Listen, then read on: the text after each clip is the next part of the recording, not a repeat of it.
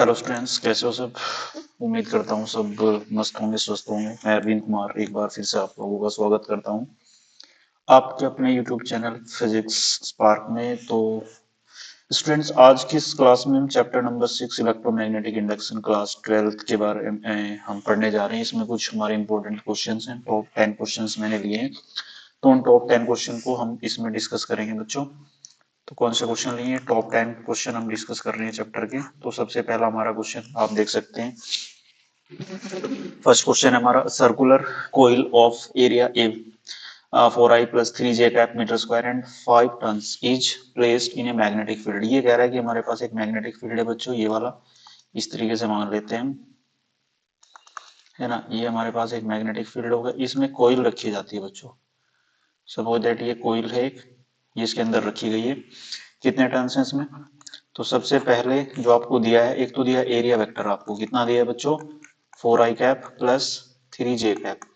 Number of turns जो इन्होंने दिए कितने दिए? 5, ठीक है। और ये मैग्नेटिक फील्ड जो है वो कितना दे रखा है आपको? B equal to 0.4 J cap tesla. तो ये आपसे पूछ रहा है कि find the magnetic flux link with it. इससे कितना मैग्नेटिक फ्लक्स पास होगा ये पूछा है। तो आपको पता है बच्चों, मैग्नेटिक फ्लक्स का क्या फॉर्मूला होता है? B dot A. ये होता है बी कितना है हमारे पास? 0.4 J cap dot A vector कितना है हमारे पास? 4i cap plus 3 J cap. आपको पता है बच्चों, और नंबर ऑफ टर्न से भी मल्टीप्लाई करेंगे, 5 आ जाएगा यहाँ पे। आपको पता है कि जे वाले का जे के साथ ही मल्टीप्लाई होता है, तो बच्चों हम मल्टीप्लाई करेंगे 0.4 का और 3 का, ठीक है। और टर्न कितने हैं इसमें? ये हो गए 5 टर्न। तो हम यहाँ पे करेंगे, ये हो जाएगा 3 4 जा कितना होता है? 12, 1.2 इंटू 5, तो कितना हो जाएगा? 12, ये आएगा 6.0। तो इतने वेबर इसका आंसर आ जाएगा। उम्मीद करता हूँ क्वेश्चन समझ में आ गया होगा। भाई बच्चों, मैंने क्या किया है, आई वाले की आई, सॉरी, जे वाले की जे के साथ मल्टीप्लाई किया। आपको पता है जे डॉट जे कितना होता है? 1। वेक्टर प्रोडक्ट में आपने पढ़ा होगा, डॉट प्रोडक्ट जो होती है हमारे पास क्लास 11th में। तो इस तरीके से इस क्वेश्चन को आप सोल्व कर देंगे। नंबर ऑफ टर्न से आप इसको मल्टीप्लाई करेंगे तो यहाँ से आपका आंसर आ जाएगा। इतना मैग्नेटिक फ्लक्स यहाँ से लिंक्ड होगा इसके साथ कोइल के, ठीक है। उम्मीद करता हूँ क्वेश्चन समझ में आ गया होगा। नेक्स्ट क्वेश्चन की तरफ चलते हैं। Question number 2, state and explain Faraday's law of electromagnetic induction। तो देयर आर 3 लॉज, ठीक है। देयर आर 3 लॉज ऑफ, ठीक है, 3 लॉज ऑफ EMI, मतलब इलेक्ट्रोमैग्नेटिक इंडक्शन। कितने लॉज हैं? 3। तो सबसे पहला है हमारे पास, फर्स्ट लॉ हम देख रहे हैं। फर्स्ट है जो हमारा मैग्नेटिक फ्लक्स से रिलेटेड होता है, ठीक है। किससे रिलेटेड है? मैग्नेटिक फ्लक्स से। तो इसको आप कैसे लिख पाएंगे? ये किससे रिलेटेड है? मैग्नेटिक फ्लक्स रिलेटेड लॉ है ये, ठीक है। ये क्या कहता है भाई? whenever the magnetic flux linked with a coil, magnetic flux linked with a coil changes। जब भी एक कोयल के साथ मैग्नेटिक फ्लक्स जो लिंक होता है वो चेंज होता है, देन एन इंड्यूस्ड ईएमएफ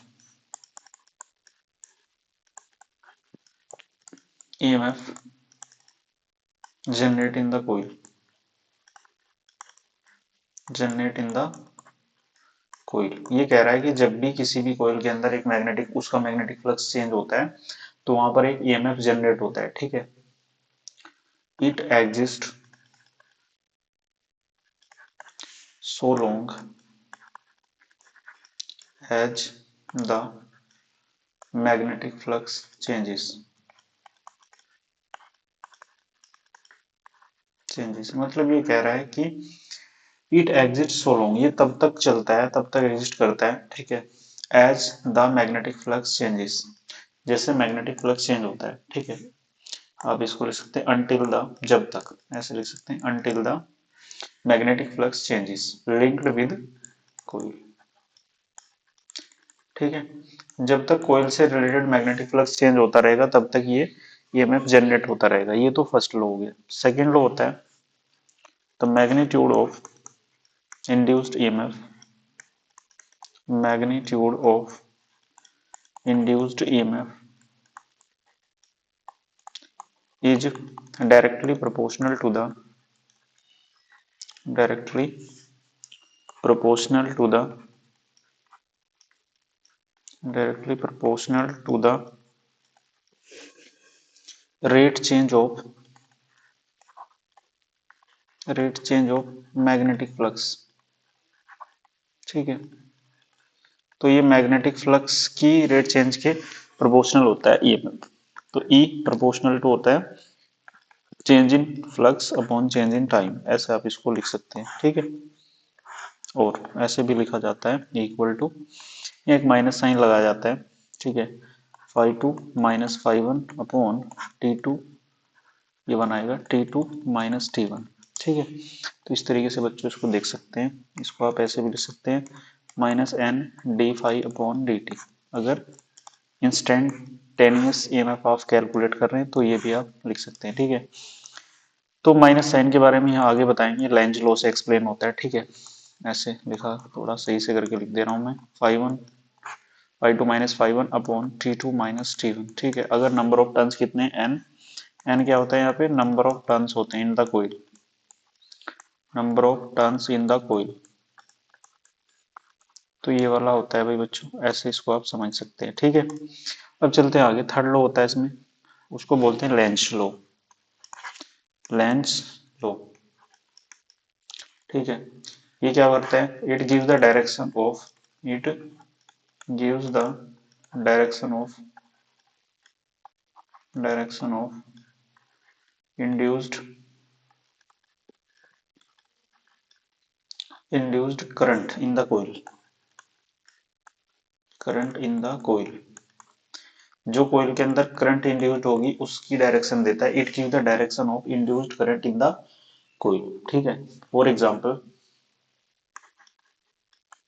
जैसे हम बात करें, ये हमें पता होना चाहिए, अगर हमारे पास एक कोइल ये है, ठीक है, इसमें करंट जा रही है क्लॉकवाइज, तो ये बनाएगा साउथ पोल, हमेशा याद रहना चाहिए। अगर दूसरी कोइल हमारे पास बच्चों ये वाली इस तरीके से, ठीक है, इसमें एंटी क्लॉक है तो ये बनाएगा नॉर्थ पोल। ठीक है, सपोज दैट हमारे पास जो है, ये हम बना लेते हैं कोइल है ये। ठीक है, इसकी साइड ना कोई एक मैग्नेट इस तरीके से आ रहा है चलते हुए। ठीक है, एक हमने मैग्नेट बना लिया, इसका नॉर्थ पोल है यहाँ पे और ये इसका साउथ पोल है। ठीक है, तो जब ये नॉर्थ पोल इसकी तरफ आएगा तो इसका अपोज करेगा। ठीक है, अपोज करेगा का मतलब है इसको क्या बनाएगा, खुद को नॉर्थ बनाने की कोशिश करेगा, तो यहाँ डायरेक्शन क्या लग जाएगी, एंटी क्लॉकवाइज। ठीक है, ये एग्जांपल वन हो गया। इसी तरीके से आप एग्जांपल टू भी देख सकते हैं, जैसे इसी को हम बना लेते हैं इस तरीके से। ठीक है, ये कोइल है और इस बार जो सपोज दैट ये एक मैग्नेट है, इस मैग्नेट को ऐसे ले जाया जा रहा है। ठीक है, इस मैग्नेट को ऐसे यहाँ से ले जाया जा रहा है। एक साइड तो इसमें हमने सपोज दैट इधर तो इसका हो गया नॉर्थ पोल, है ना ये वाला, और इधर हो गया इसका साउथ पोल। इस बार मैग्नेट इस तरफ जा रही है तो ये मोशन हो गया मैग्नेट का ना, तो ये क्या करेगा भाई, इसको अपने पास बुलाने की कोशिश करेगा। अब पास कब बुलाएगा, जब ऑपोजिट पोल क्रिएट होगा, तो यहाँ पे इसका डायरेक्शन क्या होगा, ये क्लॉकवाइज। ठीक है, क्या हो जाएगा, क्लॉकवाइज, क्योंकि इसको साउथ बनाना पड़ेगा, साउथ अगर साउथ बनेगा तभी तो नॉर्थ को अपने पास लाएगा ये। ठीक है, तो ये ऑपोजिट पोलरिटीज में जनरेट हो जाती है, तो ये कहता है लेंज लॉ। ठीक है, ऐसे भी लिख सकते हैं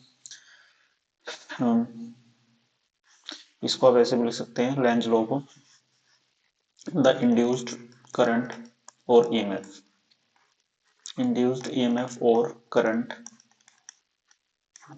in a circuit, in a circuit always, in a circuit always oppose of that region, opposes opposes of that region, due to which it produce, due to which it produce।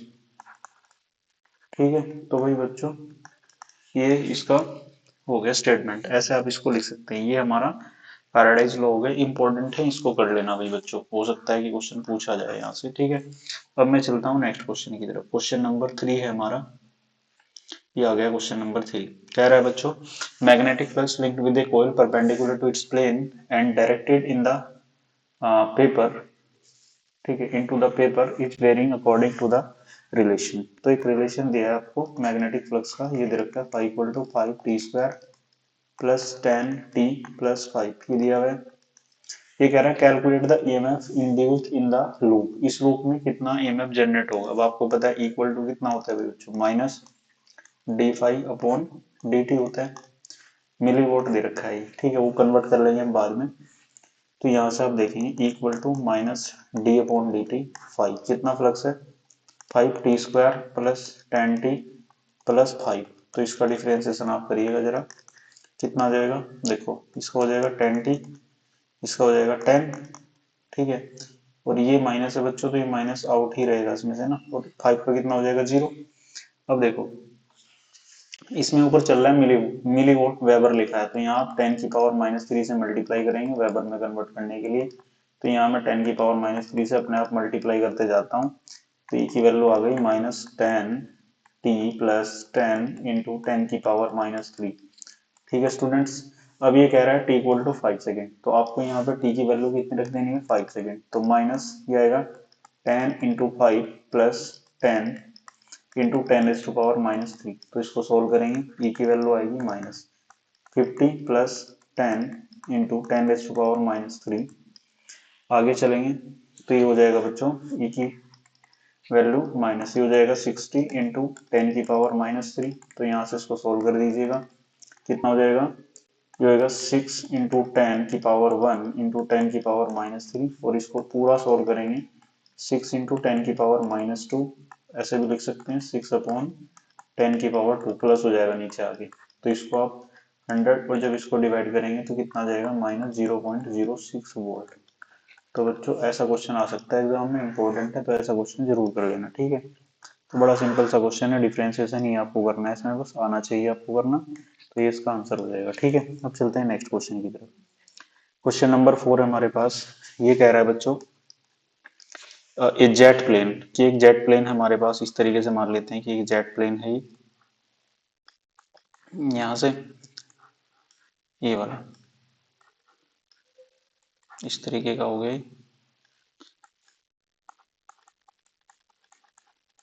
एक jet plane है, ये इसके wings हैं दोनों, ठीक है, ये जो विंग्स हैं इसके, इनके बीच का जो लेंथ है वो दिया है इसने, fighter plane jet travelling west at the speed of, पहले तो स्पीड आप देख लीजिए कितनी दे रखी है, km/h, तो इसको कन्वर्ट करेंगे आप मीटर पर सेकंड में, तो कैसे कन्वर्ट करेंगे, 5/18 से इसको आप डिवाइड करेंगे तो मीटर पर सेकंड में कन्वर्ट हो जाएगा, यहाँ से ये आएगा कितना 1, तो v की वैल्यू आएगी 100 × 5, मतलब 500 मीटर पर सेकंड। तो बच्चों यहाँ से कितना आएगा 500 मीटर पर सेकंड, तो ये आ जाएगा कितनी स्पीड से वो एरोप्लेन उड़ रहा है, जो एरोप्लेन है फाइटर जेट है, ये उड़ रहा है इन द स्पेस, ठीक है। What is the voltage difference develop between the ends of wings, यहाँ पे जो इसके विंग्स हैं इनमें कितना वोल्टेज डेवलप होगा ये पूछ रहा है, यहाँ पे ना इनके बीच में कितना वोल्टेज डेवलप होगा ये पूछा है इसने।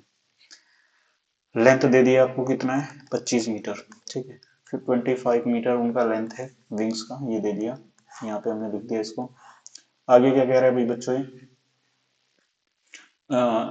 If the earth magnetic field at the location has magnitude, यहाँ पर इस लोकेशन पे जहाँ उड़ रहा है वहां पर मैग्नेटिक फील्ड कितना है 5 × 10⁻⁴ टेस्ला, इतना मैग्नेटिक फील्ड है बच्चों वहां पर।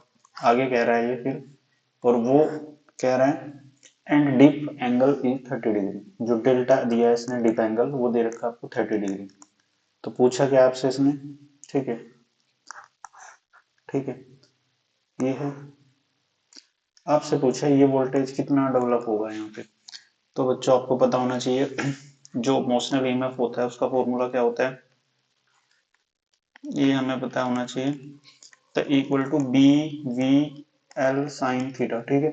तो यहाँ से हम कैलकुलेट करेंगे बी, मैग्नेटिक फील्ड कितना हमने हमारे पास में 5 × 10⁻⁴, कितनी स्पीड से चल रहा है ये 500 को मैं लिख सकता हूँ 5 × 10⁻², लेंथ है 25 मीटर, साइन थीटा, थीटा यानी कि डीप एंगल कितना हमारे पास 30 डिग्री, तो यहाँ पे मैं यूज करूंगा इसको, तो यहाँ से कितना आ जाएगा इमेज, देखो बच्चों 5 × 5 × 25 है ना, 10 की पावर -4 ये है और +2 ये कितनी हो जाएगी, 10 की पावर -2 बचेगी यहाँ पे, ठीक है। साइन 30 कितना होता है, 1/2, ठीक है। तो यहाँ से इसको सॉल्व कर लेंगे बच्चों, ये आएगा कितना, 25 × 25 और डिवाइडेड बाई 2, 10 की पावर -2 सॉल्व करते जाएंगे, ये आएगा 625 डिवाइडेड बाई 2, 10 की पावर -2। यहाँ से इसको सॉल्व करेंगे फर्दर, इसको कट करेंगे बच्चों, कितना आएगा, 2 3 जा 6, 2 1 जा 2 और 2 2 जा 4, 2 5 जा ये, तो इतना आ जाएगा लगभग ना। तो यहाँ से इसको सॉल्व कर दीजिए, इक्वल टू ये, इसको हम डिवाइड करेंगे, यहाँ से बच्चों कितना आएगा, ये 312.5 डिवाइडेड बाई 100, तो इसको यहाँ से सॉल्व करेंगे, आ जाएगा 3.125 वोल्ट। इतना वोल्ट ईएमएफ जनरेट होगा विंग्स के बीच में, ठीक है, जो विंग्स हैं उसके फाइटर जेट के, तो इतना वोल्टेज वो प्रोड्यूस करेंगे यहाँ पे। उम्मीद करता हूँ क्वेश्चन समझ में आ गया होगा। तो अब चलते हैं बच्चों नेक्स्ट क्वेश्चन की तरफ। ये क्वेश्चन नंबर 5 है हमारा, देख सकते हैं यहाँ पे, इंपॉर्टेंट क्वेश्चन है, ऐसे क्वेश्चन पूछे जाते हैं एग्जाम में अक्सर। A metallic square loop ABCD of size 15 centimetre and resistance is 1 ohm। तो सबसे पहले तो देखो आपको लेंथ दिया है क्वेश्चन में, जो डाटा गिवन हो सबसे पहले वो लिखना चाहिए हमें। लेंथ कितना है, 15 सेंटीमीटर, तो बच्चों इसको आप मीटर में कन्वर्ट करेंगे। कैसे कन्वर्ट होगा, 10 की पावर -2 से इसको मल्टीप्लाई कर देना, मीटर में आ गया। लेंथ आ गया बच्चों 15 इंटू 10 की पावर -2 मीटर। आ रहा है समझ, ठीक है, ये आ गया लेंथ। आगे कह रहा है ये, इसके साथ कोई रेजिस्टेंस जोड़ा हुआ है 1 ओम का, लो भाई रेजिस्टेंस भी हमने लिख दिया यहाँ पे। At the uniform velocity v velocity से चल रहा है ना, और in uniform magnetic field of 2 Tesla, ठीक है, b कितना है 2t, यानी कि 2 टेस्ला इसका मैग्नेटिक फील्ड है, इतने से चल रहा है। फाइंड द लाइंस, ठीक है, field 2 Tesla, the field lines being normal to the plane of paper, the loop is connected to an electrical network, ठीक है, of the resistors, each of the resistance 2 ohm, calculate the speed of loop for which the 2 milliampere current, ठीक है भाई। अब ये कह रहा है, देखो इस तरीके से इसमें डायग्राम दिया है, करंट भी इसमें दे दी, इसमें एक लूप चल रहा है इसमें, 2 इंटू 10 की पावर -3 एम्पेयर, इतने एम्पेयर का इसमें करंट फ्लो कर रहा है, ठीक है। तो बच्चों ये हो गया हमारे पास, इतना इसमें करंट दे दिया इन्होंने। लेंथ आ गई, वेलोसिटी हमें फाइंड करनी है, कितनी वेलोसिटी से चलेगा। तो ये एक सर्किट दे रखा है आपको इस तरीके से, ये लेंथ है इसकी, लूप इसमें चल रहा है मैग्नेटिक फील्ड में, ये मैग्नेटिक फील्ड है। अब आप देख सकते हैं यहाँ पर, अगर मैं देखूंगा कि बैलेंस व्हीटस्टोन ब्रिज बन रहा है, ठीक है, चेक करके देखेंगे, R1/R2 इक्वल टू R3/R4, क्या ऐसी कंडीशन बन रही है यहाँ, 2/2 इक्वल टू 2/2, यस ये बन रही है। तो जब ये कंडीशन बन गई तो बीच वाला रेजिस्टेंस हम हटा देंगे यहाँ से। अब आपके पास ये नेटवर्क कुछ इस तरीके का दिखेगा, है ना। तो बच्चों ये नेटवर्क अब इस तरीके का कुछ दिखेगा, तो अब इसका आप रेजिस्टेंस यहाँ से कैलकुलेट कर पाएंगे, ये 2 ये 2 ये 2 और ये 2। तो ऊपर कितना हो गया बच्चों, ये 2 2 जा 4, 4 ओम ऊपर हो गया और 4 ओम यहाँ पे हो जाएगा, ठीक है ना, ये वाला। अब दो इसमें आ गए, ए पॉइंट है, ये बी पॉइंट है। तो यहाँ से आपको करना क्या है, अब यहाँ पे आपको आर ए बी, इन दोनों के बीच में कितना इक्विवेलेंट रेजिस्टेंस आएगा वो निकालना है। दोनों पैरेलल में तो मल्टीप्लाई करेंगे, 4 4 इंटू 4 प्लस 4। तो बच्चों कितना हो जाएगा, ये R A B equal to हो जाएगा 16/8, तो कितना आएगा 2 ओम, ठीक है। तो यहाँ से दोनों के बीच में के 2 ओम का रेजिस्टेंस आ गया। आ रहा है समझ, उम्मीद करता हूँ यहाँ तक समझ में आ गया। वैसे ना इसकी शॉर्ट ट्रिक होती है, जब भी हमारे पास बैलेंस व्हीटस्टोन ब्रिज होता है और सेम रेजिस्टेंस जुड़े होते हैं, तो उसका आंसर क्या होता है, सेम यही होता है जो उसमें रेजिस्टेंस जुड़े होते हैं, 2 ओम। चाहे आप कैलकुलेट कर लेना, चाहे आप डायरेक्ट रिजल्ट याद रख लेना, ठीक है, तो उसका सेम ही आंसर होता है। अब चलते हैं आगे। अब इसके साथ देखो, अब ये कह रहा है इस नेटवर्क के साथ एक रेजिस्टेंस और जुड़ा हुआ है अकॉर्डिंग टू क्वेश्चन, 1 ओम का। 2 ओम कितना, ये कितना आ गया हमारे पास, 2 ओम।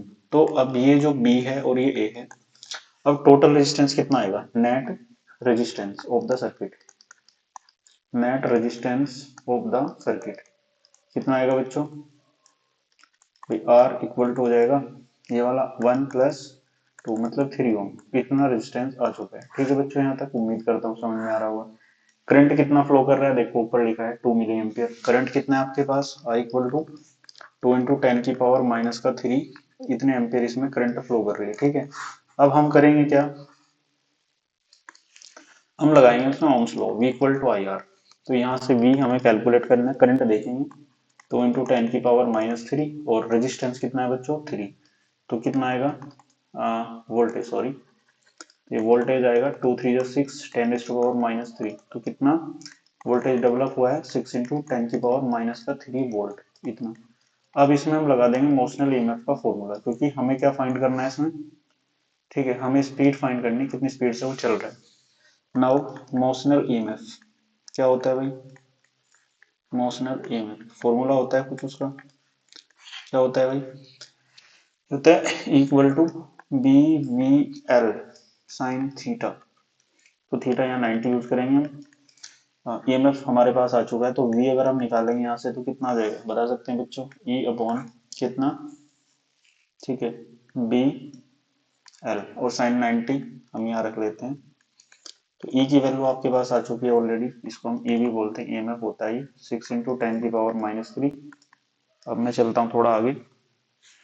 अब यहाँ से मैग्नेटिक फील्ड हम देखेंगे, कितना मैग्नेटिक फील्ड है हमारे पास, 2 टेस्ला इन्होंने दिया है ऑलरेडी, लेंथ कितना था 15 सेंटीमीटर, 15 इंटू 10⁻², और ये कितना है, साइन 90 की वैल्यू कितनी होती है 1, हाँ जी 15 ही हमें दिया हुआ है। चलो हम आगे चल रहे हैं भैया, यहाँ से v की वैल्यू आ जाएगी 2 3 जा कितना होता है बच्चों 6, और 3 से इसको कट करेंगे 5, तो ये आ जाएगा 1/5, ऊपर 10⁻³ है, नीचे 10⁻² है, ये पावर ऊपर चली जाएगी, तो v की वैल्यू आएगी 1/5 इंटू 10⁻⁻1। मैं इसको ऐसे भी लिख सकता हूँ, जैसे मैं इसको लिख सकता हूँ 1/50। जब पूरे को सॉल्व करेंगे तो 0.02 मीटर पर सेकंड, तो इसकी स्पीड ऐसे कैलकुलेट हम कर पाएंगे। उम्मीद करता हूँ बच्चों क्वेश्चन समझ में आया हो, तो इस तरीके के क्वेश्चन आपको कर लेने हैं, क्योंकि इस तरीके के बढ़िया टॉप क्वेश्चन होते हैं तो पूछे जा सकते हैं, ठीक है, क्योंकि ऐसे क्वेश्चन जो है कई बार क्वेश्चन में पूछ मतलब पेपर में पूछे गए ऑलरेडी, तो उसी बेस पे मैंने इनको सेलेक्ट किया है काफी क्वेश्चंस को, ठीक है। अब चलते हैं नेक्स्ट क्वेश्चन की तरफ। तो बच्चों नेक्स्ट क्वेश्चन है हमारा 6, उम्मीद करता हूँ यहाँ तक समझ आ गया होगा आपको। क्वेश्चन 6 बच्चों कह रहा है coil of number of turns, एक कोइल है हमारे पास and number of turns is rotated at a constant angular speed omega in the uniform magnetic field, important question, and connected to resistor R, deduce the expression for the maximum EMF induced in the coil। यहां से देखेंगे ये क्या है भाई बच्चों, एक magnetic field है हमारे पास, इस तरीके से देख सकते हैं हम, यूनिफॉर्म मैग्नेटिक फील्ड है। कैसा मैग्नेटिक फील्ड है, यूनिफॉर्म, ठीक है। इसमें कोयल है, सपोज दैट ये वाली कोयल मैंने ड्रॉ की है यहाँ पे, ये ऐसे इसमें ये घूम रही है, कितनी स्पीड से, ओमेगा स्पीड से। ये सपोज दैट इसका एरिया वेक्टर इस तरफ जा रहा है, ठीक है, ये यहाँ से कितना एंगल बना रहा है, थीटा एंगल यहाँ से बना रहा है, ठीक है। अब आपको पता है ये क्या है, यहाँ पे मैग्नेटिक फील्ड है यूनिफॉर्म, आपको पता है एंगुलर स्पीड क्या होती है, फॉर्मूला पता होगा इसका, एंगुलर वेलोसिटी का आपको क्या फॉर्मूला होता है बच्चों, omega equal to theta upon T. तो यहाँ से हम बात करेंगे थीटा की वैल्यू कितनी आ जाएगी, ओमेगा टी, ठीक है। अब हमें पता है इंड्यूस्ड ईएमएफ का फॉर्मूला क्या होता है, now induced EMF in the coil, induced EMF in the coil बड़ा सिंपल होता है। इसके लिए क्या करना है, हमें फॉर्मूला लगाना है, ईएमएफ होता है बच्चों इक्वल टू कितना, minus D phi B upon D T. मतलब अब देखो, बट फाइव बी हमने पढ़ रखा है कि फाइव बी कितना होता है, बी ए कोस थीटा, ये होता है। अगर कोइल में एन टर्न्स हैं, ठीक है, इफ फॉर, अच्छा for N turns in the coil, turns in the coil, अगर कोइल में एन टर्न्स हैं तो बच्चों उसके लिए हम क्या करेंगे, उसके लिए हमें करना है यहाँ पे five B equal to N B A cos, और थीटा की वैल्यू ऊपर से मैं रख देता हूँ ओमेगा टी, ठीक है बच्चों। तो यहाँ से ये वाला आपके पास एक फॉर्मूला जनरेट हो जाएगा, इस फॉर्मूले को मैं यहाँ पे रखता हूँ इस इक्वेशन में, तो कितना आ जाएगा ईएमएफ हमारे पास D by D T N A B, ठीक है, कोस ऑफ ओमेगा टी। तो बच्चों कुछ बाहर आ रहा है इसमें से कॉमन, कॉमन क्या है इसमें से, कुछ चीजें माइनस एन ए बी, तो इसमें से बाहर आ जाएगा, तो डिफरेंशिएशन हम करेंगे किसका, कोस ओमेगा टी का। अब आपको पता है कोस ओमेगा टी का डिफरेंशिएशन बच्चों कितना होता है, ये होता है minus sine omega T into omega. Omega को शुरू में ले आएंगे तो आएगा minus N A B omega और माइनस साइन ओमेगा टी। तो बच्चों ये आ जाएगा यहाँ पे माइनस माइनस प्लस, तो N A B omega sine omega T. ठीक है, तो यहाँ तक ये आ गया हमारे पास इतना। नाउ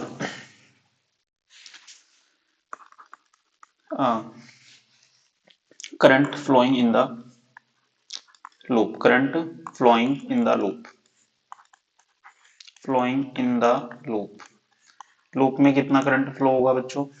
करंट का फॉर्मूला होता है I equal to E upon R, है ना, ऐसे लिख सकते हैं आप। तो आई इक्वल टू ई है हमारे पास एन ए बी ओमेगा, है ना, अपॉन आर, यहाँ पे हम लिख देंगे साइन ओमेगा टी। अब जो ये वैल्यू होती है एन ए बी ओमेगा, है ना, अपॉन आर, इसको हम बोलते हैं आई नोट। क्या बोलते हैं इसको हम? आई नोट। तो आप यहाँ क्या करेंगे, आई नोट रख देंगे, तो आई की वैल्यू कितनी हो जाएगी, आई नोट साइन ओमेगा टी। तो ये जो हमारे पास कोईल होगी उसमें इस तरीके का करंट जनरेट होगा। और आप देख सकते हैं कि साइनसोइडल है ये पूरा, साइन फॉर्म में। अगर इसको ग्राफिकली भी आप रिप्रेजेंट करेंगे तो बच्चे ग्राफ में ऐसे आप इसको बना के दिखा सकते हैं, इस तरीके से चलेगी अल्टरनेटिंग करंट, साइन का ग्राफ इसमें चलेगा। ठीक है, plus minus plus minus plus minus. ठीक है, उम्मीद करता हूँ बच्चों क्वेश्चन समझ में आ गया होगा आपको ये। ठीक है, तो कर लेना ये क्वेश्चन भी, ठीक, अच्छा क्वेश्चन है। ठीक है, अब चलते हैं नेक्स्ट क्वेश्चन नंबर 7 की तरफ। ये कह रहा है बच्चों, ये भी बढ़िया इंपॉर्टेंट क्वेश्चन है। ये कह रहा है explain the self induction, hence define self induction coefficient L. ठीक है, तो सबसे पहले हम बात करते हैं सेल्फ इंडक्शन की। ठीक है, तो सेल्फ इंडक्शन क्या होता है? ये होता है the property of a coil. ठीक है, the property of a coil due to which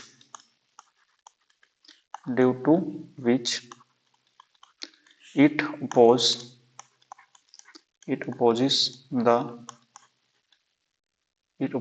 any change in the current flowing through this coil, flowing through this coil। इस कोयल में जो करंट फ्लो कर रही है उसमें अगर कोई भी चेंज होता है तो उसका ये अपोज करेगा। फॉर एग्जांपल मैंने ये बना लिया, कोयल है सपोज दैट ये वाली। ठीक है बच्चों, इसमें, है ना, इस तरीके से बना ली। इस कोयल में सपोज दैट ये इसमें करंट फ्लो कर रहा है ऐसे, और ये इसमें ईएमएफ जनरेट हो रहा है ई ऐसे। तो करंट तो इसमें इंक्रीज कर रहा है, ठीक है, और ये क्या कर रहा है इसमें डिक्रीज। तो यानी कि उसका जो होता है ना, उसका अपोज करेगी। The probability of a coil due to which it oppose the any change in the current flowing through the flowing through this coil. इस कोइल में जो करंट फ्लो कर रही है उसका अगर ये करंट इंक्रीज करेगी तो ये जो ईएमएफ होगा ये डिक्रीज करेगा इसको बैलेंस करने के लिए। या फिर ऐसे भी हो सकता है, जैसे हम बात करें, हमारे पास एक कोइल है ये वाली, है ना, इस कोइल में हमने देखा कि अगर इसमें जो है सपोज दैट करंट इस बार डिक्रीज हो रही है। ठीक है, इस बार करंट जो है वो डिक्रीज हो रही है, तो इसको सपोर्ट करने के लिए इसमें ईएमएफ जनरेट होगा इसी डायरेक्शन में। ये वाला देखो, अब दोनों सेम डायरेक्शन में आ गए तो इसको सपोर्ट करने के लिए जनरेट हो जाएगा। इस फिनोमिना को कहते हैं सेल्फ इंडक्शन। यानी कि उस कोइल में अगर करंट इंक्रीज होगी तो ईएमएफ उसको ऑटोमेटिक ऑपोजिट डायरेक्शन में जनरेट होकर उसको बैलेंस करेगा।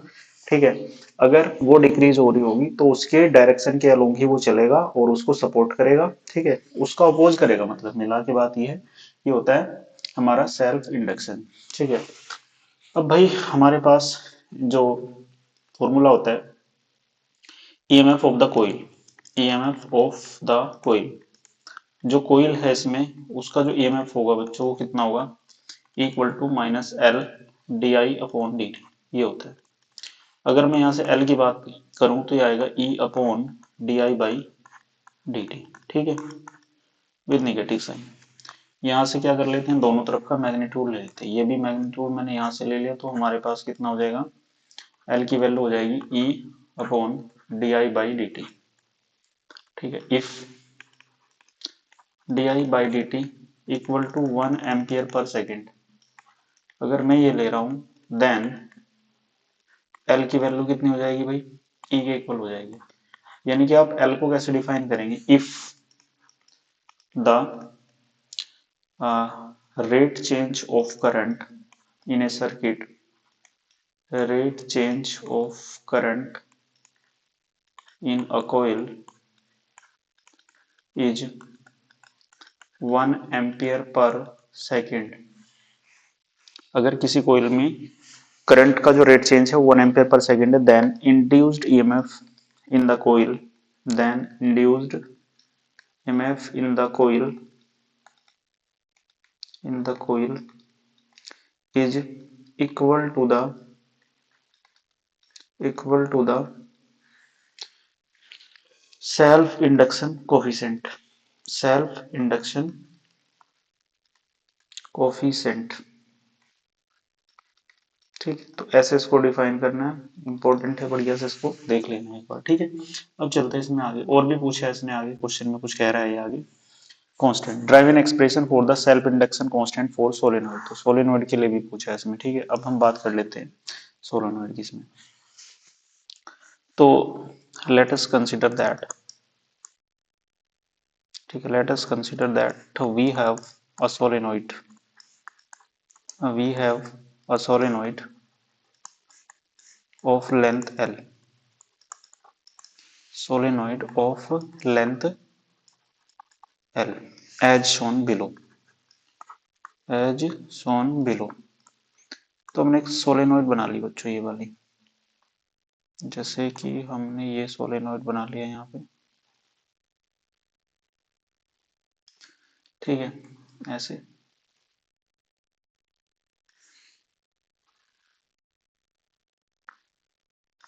ये एक बैटरी से हमने इसको यहाँ पे कनेक्ट कर लिया, इधर निगेटिव टर्मिनल और इधर हमारा पॉजिटिव टर्मिनल है। ठीक है बच्चों, तो यहाँ से इसमें करंट जाएगी ऐसे, और फिर करंट यहाँ से ऐसे इसमें वापस आ जाएगी। ठीक है, अब यहाँ से देख रहे हैं, इसमें से कुछ मैग्नेटिक फील्ड लाइन ऐसे इसमें से जाएंगी बच्चों। ठीक है, ये कुछ मैग्नेटिक फील्ड लाइन यहाँ से ऐसे जा रही है। ठीक है, ये डायरेक्शन है इनका, और इसका जो लेंथ है वो कितना है, यहाँ से यहाँ तक, उसको मान लेते हैं हम एल। ठीक है, और कितने टर्न्स हैं इसमें, मान लेते हैं एन। ठीक है, तो भाई बच्चों अब ये इसमें एक बैटरी लगा रखी है हमने, ये क्या लगी हुई है, बैटरी सोलेनोइड में। तो हियर मैग्नेटिक फ्लक्स, ठीक है, linked with solenoid, solenoid will be, कितना होगा भाई, जो उसमें फ्लक्स लिंक होगा वो कितना होगा, फॉर्मूला होता है phi equal to B A cos of theta. ठीक है, यही होता है। अब हम बात कर लेते हैं यहाँ से, थीटा कितना होगा, जीरो यहाँ पे, तो मैक्सिमम फ्लक्स के लिए तो बी फाई इक्वल टू कितना हो जाएगा, B A cos zero, cos zero की वैल्यू हो जाएगी 1, तो फाई की वैल्यू आ गई बी ए। ठीक है, तो यहाँ से आ जाएगा नाउ। अब हम यहाँ से बात कर लेते हैं, if there are N turns, there are N turns in the coil, in the coil, अगर कोइल में कितने टर्न्स हैं, देन फ्लक्स, देन फ्लक्स कितना हो जाएगा, यहाँ लिख देता हूँ five equal to N into B A, ये आ गया। अब हम बात कर लेते हैं magnetic field, now magnetic field due to a solenoid, magnetic field at at the centre of solenoid, at the centre of solenoid, जो हमारी सोलेनोइड होती है उसके सेंटर पे मैग्नेटिक फील्ड कितना होता है, B equal to mu naught N I, यही होता है बच्चों। तो ये जो मैग्नेटिक फील्ड होता है, इस मैग्नेटिक फील्ड को मैं कहाँ रख देता हूँ, इस इक्वेशन में। तो फ्लक्स कितना आ जाएगा यहाँ से, एन बी की जगह म्यू नॉट एन आई, और भाई यहाँ पे ए। ठीक है, बट जो एन की वैल्यू होती है बच्चों वो होती है एन बाई एल। ठीक है, जो होता है number of turns per unit length. तो यहाँ पे इसको रखेंगे आप, तो फ्लक्स कितना आएगा यहाँ से, phi B equal to N as it is हो जाएगा, म्यू नॉट आएगा, यहाँ से आएगा N I upon L into A, तो ये आएगा phi B equal to mu naught N square I A upon L. ठीक है बच्चों, ये आ गया फ्लक्स। नाउ हमें फाइंड करना है L. Now we know that हमें पता है कि जो हमारे पास एल फाई होता है वो किसके इक्वल होता है, आई की। ठीक है, तो यहाँ से फाई की वैल्यू कितनी हो जाएगी, देखो ये होता है ना फॉर्मूला, यहाँ से फाई भी हो जाएगा। तो जैसे एन फाई इक्वल टू आपने पढ़ा हुआ एल आई के इक्वल होता है वही बच्चों यहाँ से। तो अगर मैं बात करूं यहाँ से, ठीक है, phi equal to L I, तो यहाँ से मैं बात करूं एल की, तो एल कितना हो जाएगा, फाई अपॉन आई। तो रख दीजिए ऊपर की इक्वेशन में ना, तो हमारे पास एल की वैल्यू आ जाएगी बच्चों, फाई की वैल्यू कितनी आ रही है, म्यू नॉट एन स्क्वायर, है ना, आई ए अपॉन एल। और इसको डिवाइड किससे कर रहे हैं, करंट से। करंट से करंट कट जाएगा, तो यहाँ से कितना हो जाएगा, L equal to mu naught N square A by L. Important formula बच्चों, डेरिवेशन कर लेना, हो सकता है पेपर में आ जाए। ठीक है, तो बढ़िया डेरिवेशन है, कर लेना इसको। एक सोलेनोइड का होता है, एक इसमें कोएक्सियल सोलेनोइड का भी है, वो भी इंपॉर्टेंट है। तो ये इंपॉर्टेंट है, तो इसको कर लेना आप। इतना हेनरी यूनिट क्या होती है बच्चों इसकी, हेनरी होती है। नेक्स्ट चलते हैं। नेक्स्ट क्वेश्चन नंबर 8 है हमारा। ये कह रहा है two solenoid having same area of cross section, ठीक है, एंड द लेंथ रेशो, उनका लेंथ रेशो आपको दे दिया इन्होंने, L1 by L2 1/2, and the ratio of number of turns N1 by N2, ये भी दे दिया आपको कितना, 2/1। Find the ratio of their self L1 by L2, ये पूछा आपको। सेल्फ इंडक्शन कोफिशिएंट का जो होगा रेशो, वो पूछा आपसे। अभी हम बता के आए हैं आपको एल की वैल्यू क्या होती है, एल इक्वल टू होता है mu naught N square A by L, यही होता है बच्चों, स्मॉल एल। तो यहाँ से आप देख रहे हैं एल प्रोपोर्शनल है 1 अपॉन एल के, ठीक है। और एक बात ये देख रहे हैं एल प्रोपोर्शनल है एन स्क्वायर के, तो यहाँ से आपके पास L1 बाई L2 कितना आना चाहिए, N1 बाई N2 का होल स्क्वायर, ठीक है ना, और भाई L2 अपॉन L1, ये आ जाएगा। तो ये फॉर्मूला आपको लगाना है, बस काम हो जाएगा। N1 बाई N2 कितना है, 2/1 का whole square into L2 by L1, L2 by L1, इसका उल्टा कर दीजिए आप, 2/1 हो जाएगा। ठीक है, क्योंकि भाई इसके इनवर्सली प्रोपोर्शनल है, 1 के साथ क्या आएगा 2, 2 के साथ क्या आएगा 1, इसलिए हमने इसको लिखा है ऐसे करके। तो यहाँ से आप सोल्व करेंगे L1 बाई L2, ये आएगा 4 इंटू 2, तो भाई बच्चों आएगा L1 by L2 equal to 8। तो यहाँ से आप देख सकते हैं ये इसका रेशो आ जाएगा, और आप इसको ऐसे लिख सकते हैं L1 ratio L2 equal to 8। ठीक है, बढ़िया क्वेश्चन है, ये भी करेंगे इसको ट्राई। उम्मीद करता हूँ क्वेश्चन समझ में आ गया होगा। अब मैं चलता हूँ बच्चों नेक्स्ट क्वेश्चन की तरफ। ठीक है, नेक्स्ट क्वेश्चन है हमारा क्वेश्चन नंबर 9। ये कह रहा है, ये भी अच्छा क्वेश्चन है। इसमें कुछ the current flowing through an inductor of self inductance L is continuously increasing. Plot the graph showing the variation of magnetic flux versus current। तो भाई सबसे पहले आपको पता है, फर्स्ट वाला ग्राफ हम आपको पता है कि फाई इक्वल टू क्या होता है, एल आई। अब ये कह रहा है मैग्नेटिक फ्लक्स वर्सेस करंट, तो इसका ग्राफ बनाना है। तो इसका ग्राफ कैसे बनेगा भाई बच्चों, देखो यहाँ से, है ना, ये है हमारे पास मैग्नेटिक फ्लक्स, यहाँ ले लिया मैंने, और करंट यहाँ पे ले ली। अब देख रहे हो यहाँ ये फाई किसके प्रोपोर्शनल है, करंट के, तो यहाँ से कैसा ग्राफ बनेगा, स्ट्रेट लाइन। ठीक है, ये फर्स्ट का आंसर हो गया। सेकंड क्वेश्चन में कह रहा है इंड्यूस्ड ईएमएफ वर्सेस करंट, ये इक्वल टू कितना होता है, minus N D phi B upon D T, ये होता है। तो मैं इसको ऐसे भी लिख सकता हूँ D phi B upon D T. अगर हमारे पास एक ही टर्न है कोयल में, तो ऐसे आप इसको बना सकते हैं। तो ये ग्राफ अगर आप प्लॉट करेंगे तो बच्चों ये ग्राफ हमारा ऐसे बन जाएगा। ठीक है, क्योंकि इस बार जो है माइनस ई ये नीचे आ गया, और D D phi B upon D T.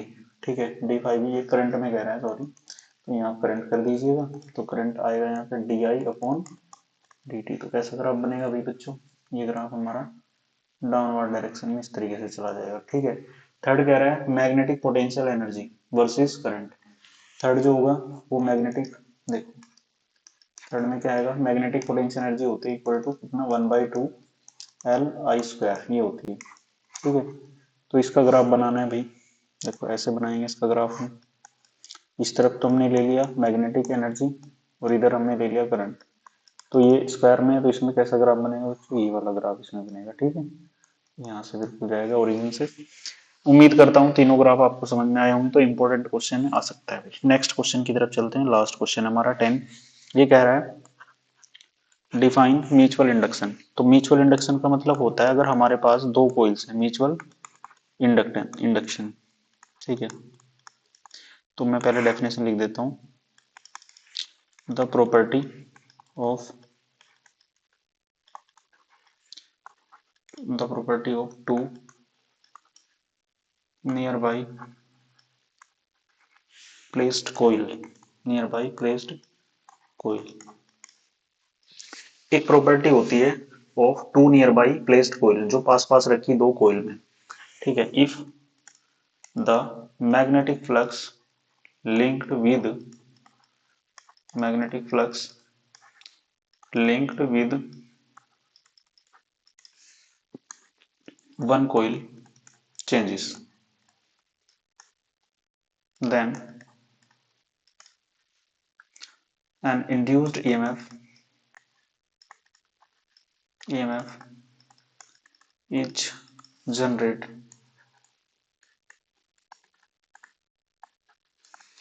generated in the second coil. This phenomena is called